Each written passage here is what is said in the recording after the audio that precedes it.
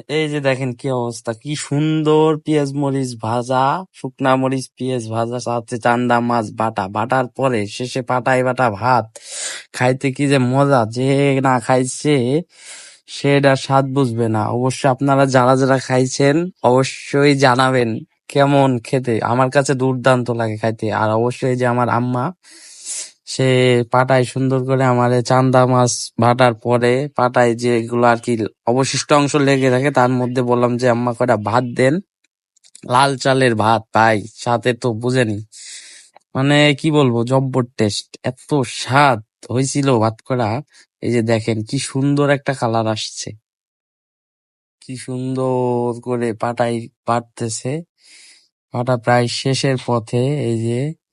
এই যে এখন একটু লবণ দিয়ে এই যে সুন্দর করে দিয়ে দিছে। প্রথমে একটু দিছিল অবশ্য, এখন আবার দিল।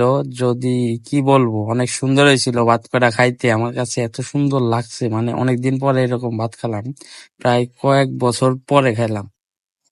আপনারা যারা যারা এরকম ভাই এরকম ভাবে আমার মতো পাটায় বাটা ভাত খাইছেন তারা অবশ্যই জানাবেন।